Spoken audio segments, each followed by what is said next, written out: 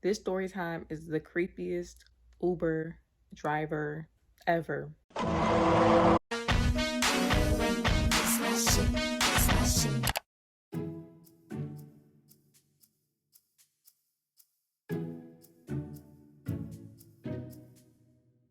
So we have another story to add to the story time playlist, and I'm gonna just get right into the story time because I saw you guys liked my other story time. The creepiest Uber driver ever, why I'm not riding in an Uber no more. A while ago, me and my friend, we had a trip planned and our flights were early in the morning, like at 4 o'clock. We thought we could think ahead and schedule an Uber. If you don't know what scheduling an Uber is, it's basically you go on an Uber app, schedule a ride the day before, a week before, whenever you need it before, because you know at 4 a.m. there would be no Uber drivers probably out that early in the morning. So we decided to schedule an Uber for 4 a.m. That Uber was like $100 and something, y'all, to the airport because the airport was like 40 minutes away. And I think they charged based upon the time. It was so early. We're like, dang, okay, we got to split $75 basically a piece. We're like, okay, we don't have no ride. Never had no ride to the airport. Y'all know, if you know, you know. It comes the morning of our trip, and our Uber driver, he's 10 minutes early. He's just sitting in front of the house, and I look out my window and I'm like, oh, the Uber's here. Like, let me go tell my friend, let her know so we can get ready. It said that we can have him waiting out there, but we was just like, no, we might as well just walk out because it just looked a little odd, him just sitting in his truck. Mindful he has a truck. Him sitting in his truck with his lights on in front of the house. Mindful, when I looked out the window, I already saw that the Uber driver was a man. Also, it showed us his profile picture, and it was an older man who looked like he probably was like Hispanic or Arabian, one of those. And I already felt uncomfortable about that. I'm like, oh my gosh, it's an Uber in the morning with a man, an older man, and he's driving in a truck. Two young ladies. I was just like, you know what? Like, can we find another ride? Can we schedule another Uber? But y'all know at this time, airports and airplane tickets and flights and stuff, they done went up. So we're like, it's not an option to reschedule. Like, the flights was $400. When I look at the window, I already see this man outside of his car. I already see him circling his vehicle, his truck. He was circling his vehicle, checking it on the passenger side. I'm like, what is he circling? I don't know. Maybe he just wants to open the door for us. I wasn't really sure. So we walk out the door, and the man, he barely greeted us. He just took our bags. And I'm like, Okay. like he just was trying to put our bags in the trunk. And I'm like, no, I can have my bags right beside me in your back seat. He's just like, okay, fine. Like, we had to take the expressway to get to the airport, obviously. And while we're taking the expressway to the airport, we get no music in the car. No music. So a 40-minute ride with no music. It's dark outside. And on top of that, he's driving really first he was driving really slow. Then he started driving like fast, like on and off. And I had done Uber before, so I already know you have to supposedly get people there within the time that it says the estimated arrival. So I'm like, I don't know if he's driving slow on purpose, if he's driving fast, if he's tired. I just want to get to the airport on time. 10 minutes into the ride, he's asking us where we're going. And I already hate when people ask me that when I get in the Uber, especially if you're a man. Like, what are y'all doing? Where y'all going? Y'all going on vacation? Like, stuff like that. And to me, I feel like, I don't know if Uber drivers don't know, but that's very weird. You don't ask people like that those type of questions. It's very creepy. Just take me to the airport and that's it. The only thing that I told him, he asked us what airlines we was flying, and I told him it was United. Like, so to take us to United Gate. We started to get on the expressway, y'all, and why do I keep seeing him look out his rearview mirror like at the top, and I'm behind him, and he just keeps looking at like I noticed on my keychain I still have pepper spray. Everybody knows you can't go to the airport with pepper spray. So I was thinking, should I throw this pepper spray out the window? Should I ask them to pull over? Because I didn't even want it to have it nowhere near. Like, I don't know if they had garbages outside of the airport, basically, like to dispose of stuff. And I just didn't even want to take that chance just in case they thought I was trying to, no. So I was like, oh snap, I need to toss this out the window.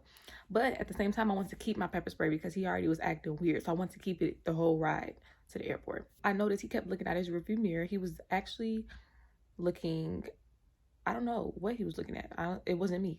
Like, I just know it wasn't me. I just know he kept looking behind him. So remember when I told y'all he was circling his car in the beginning? He ended up having a flat tire. We're in the middle of the expressway. He has a flat tire. He pulls over, right? When he pulls over, he didn't tell us. So I automatically assume, like, okay, like, this is weird. Like, why are you pulling over in the middle of the expressway, 5-lane expressway? And he had a flat tire. He said, we all get out of the car. I didn't believe he had a flat tire. I just thought he wanted an excuse to pull over. So I'm like, looking oh, oh, it really is flat. Okay. So I didn't know what to do from here. Like, first of all, do we get our money back? That's the main thing I focused on, because that Uber was expensive. I'm like, do we get our money back? And second of all, you have to report that. As an Uber driver, I know that you have to report when you have incidents like this. He didn't report it. Let me show you what he did. He completed the trip. He completed the trip as if he drove us to the airport, and he really didn't. So that creeped me out, because you did not complete the trip. You did not complete the trip.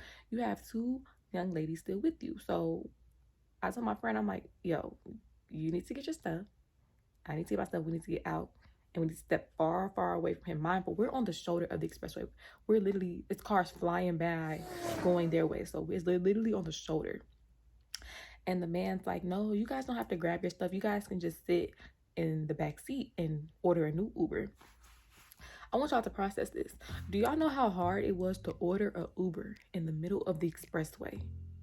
Where is the pickup? Like, the pickup is not like you say, oh, the pickup is McDonald's. The pickup is Walmart. The pickup is a nail salon. We literally had to call the next Uber driver and talk to her and say, oh, well, we're on like this expressway, and we are standing outside of the car as a man on side. And luckily she was able to find us. But the fact of the matter is, the man, he offered us to sit in his car. And then on top of that, he basically was saying he could find us another ride outside of Uber.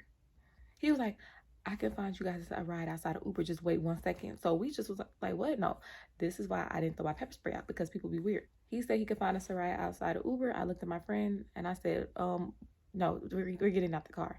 And when he was calling his friend, his other cab line, he was speaking in another language to his friend. So that automatically made us assume that you're calling your friend saying you have 2 young ladies and you're trying to traffic us or something like that, because you already had a truck. Like I said, he already was old. He already was Arabian. He already was asking us all these questions, and he just, you know how God and old men are. They're just weird. And there's a lot of weird stuff going on. So I'm like, no, we don't. First of all, I just want to thank God. I just want to thank God that the back doors was not on child lock. He even said that we can wait in the back seat until our next Uber came. Like I said, we just stepped as far away from the vehicle on the shoulder. So while we're waiting for our next Uber ride, we're trying to give her directions to find us. There's a car that sees that we're on the side of the road. They pull up to help the man, because they want to know what was going on. Why is there a man in this truck, and why are there 2 girls standing 10 feet away from him? Because we tried to get as far as we can without being exactly in the middle of the expressway. Like, it's only so far the shoulder would go. We wanted to start walking off the exit, but do you know how crazy that would look for us to walk off the exit with our luggage in our hands that were heavy? And we just, like, it just was like, it didn't look right, and we just didn't want to be approached by nobody else. So we said we should just stay exactly where we are, turned our location on. When another guy pulled over, we got scared, because I'm like, is this his friend? Is this the friend he was saying that has an Uber, because he was the same race as our Uber driver? That man just supposedly was trying to help the older man fix his flat. But like I said, remember when he was trying to fix his flat tire in the beginning, when we were in the driveway, when he was just, and I was looking, he already knew that his tire was probably flat, or probably knew that he already had problems going on with his truck. So that's just the reason in the beginning why he was standing right there. But anyway, we ended up finally navigating our new Uber driver to find us, which was so hard, because we was on this side of the road and she was coming from this way. So she would always say, oh, I see y'all over here. I see y'all over here. And she's, you know how it is on the expressway. She's coming this way. She was able to find us, because I know if I was an Uber driver, I'm not finna go find y'all on the side of the expressway. I'm not gonna do it. I'm just not gonna do it. So when we got in her Uber, she just was asking us like what happened and stuff like that. And my main focus was making sure that we got our money back and that he got reported, because you don't just say you delivered 2 people and you didn't. Like, there's a way you're supposed to properly handle those situations. He was supposed to hit explanation point. Oh, report issue. What's the issue? Car maintenance. That was an emergency type of situation. And he put that he fulfilled the trip, which scared me. And I kept trying to tell him, like, no, before you exit that trip out, you need to properly report, because now it looks like you have two people somewhere that they're not. And the lady was just saying, yeah, like we should report to Uber, get our money back, because like I said, that Uber was very expensive. It was $100 and something, and we had to use that refund to pay our Uber driver because we're already going out of town. We already didn't spend about, we paid for 2 Ubers twice.